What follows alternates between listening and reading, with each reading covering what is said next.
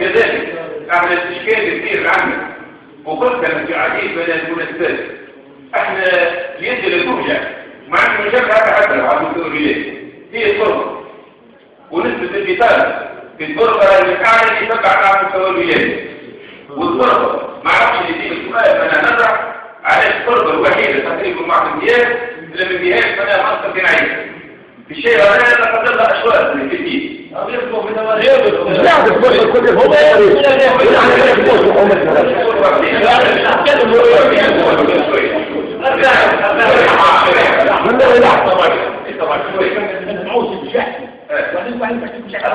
انا بقيت مع عشان اسمع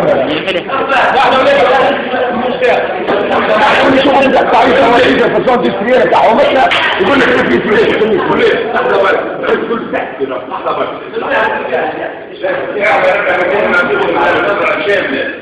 لأن كيف يهمنا اللي هو ايش مثال كثير كيف يهمنا هذا بقية المعقوليات لأن منها المشاغل من بعض الوقت كله يهمنا نرجع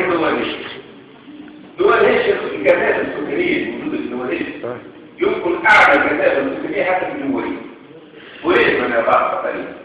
بعض الحالات كلها بطالة فن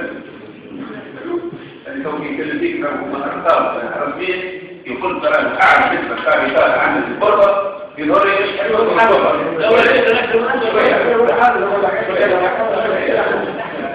استنى يا ربي استنى خلينا نقول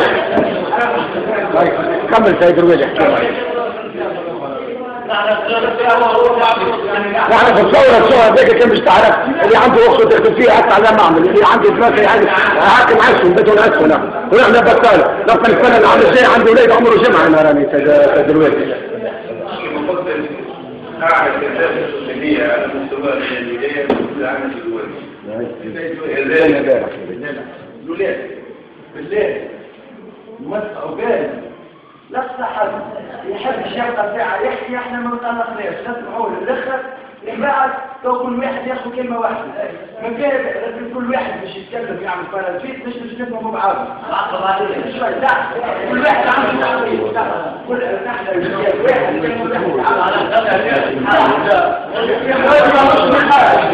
كان ميح كل واحد يعاقب بوحده بس لو تكتب لغه جلاوي بالله يرجع الوقت بالزي رغم في النهاية نحن خاسرين وهم ناجحين كان نحن ديما خاسرين لما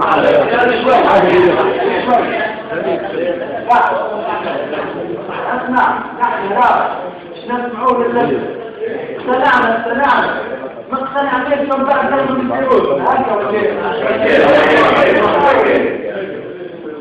ما عادش يخص حد اللي يخص حد يفسد الاجتماع اللي يخص تحديد لو يحب يفسد الاجتماع ويعمل في طرابيق مش نفسه ونخرج احنا كل حاجه عندنا مش نعملوا حاجه طب نعملوها بعض ولو ينعد الكلام او يقول يحكي يقول النجم نعمل لو مش فايته في البلاد طب بعد نعملوا بالحق اما خلينا نسمعوه